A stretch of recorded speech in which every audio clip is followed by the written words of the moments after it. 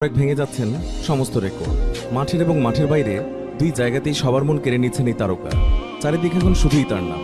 Messi রোনালদোর সঙ্গে টেক্কা দিয়ে যাচ্ছেন তিনি দিনের পর দিন। তিনি ফুটবল বিশ্বে গোটা মুসলিম জাতির গর্ব মোহাম্মদ সালাহ।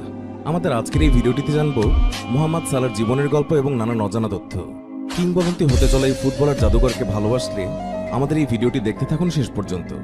লিভারপুলের রাইট উইংয়ে ঝড় তোলা সালাহ জন্মেছিলেন মিশরের ছোট্ট গ্রাম বাসিয়নে। তার গ্রামে ফুটবল ক্লাব ছিল না, এমনকি ছিল না কোনো অনুশীলনের জায়গা। 6টি বাস পরিবর্তন করে কায়রোতে পৌঁছে নিয়মিত তিনি অনুশীলন করতেন। সদা হাস্যোজ্জ্বল সালাহকে দমাতে পারেনি কিছুই। ভোরবেলা উঠে দীর্ঘ পথ পাড়ি দিয়ে ট্রেনিং গ্রাউন্ডে সবার প্রথমে সালাহকে বল নিয়ে জাগলিং করতে দেখা যেত। হয়তোবা মেসির মতো অতি মানবীয় প্রতিভা সালাহর ছিল না, কিন্তু একটা হাসি হাসি মুখ নিয়ে অদম্য পরিশ্রম করে যাওয়ার অভ্যাসটা তার ছিল। সকাল 9টায় কায়রোর পথে রওনা দিয়ে দুপুর 2টা 2:30টায় পৌঁছাতেন তিনি। সপ্তাহে 5 দিন সালাহকে ট্রেনিং করতে হতো। সকাল 9টায় বাড়ি থেকে বের হয়ে ঘরে ফিরতেন রাত 10টায়। এসে খেয়ে দিয়ে ঘুম, আর এভাবেই কাটত মোহাম্মদ সালাহর দিন। অদম্য পরিশ্রম তার কাঙ্ক্ষিত ফল কোনো না কোনো সময় এনেই দেয়। সালাহ সুযোগ পেলেন কায়রোর একটা ক্লাব এল মকলুনের অনূর্ধ্ব-17 দলে। প্রতিনিয়ত প্রতিভার স্বাক্ষর রেখে যাওয়ার ফলশ্রুতিতে তিনি সুযোগ পেলেন মিশরের জাতীয় দলের অনূর্ধ্ব-17 দলে।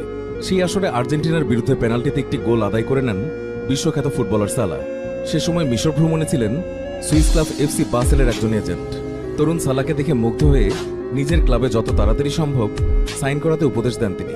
এজেন্টের কথা শুনে মিশরদের অনূর্ধ্ব-23 দলের সাথে সেই ম্যাচে বদলি হিসেবে নেমে জোড়া গোল করেন ফুটবলার সালাহ।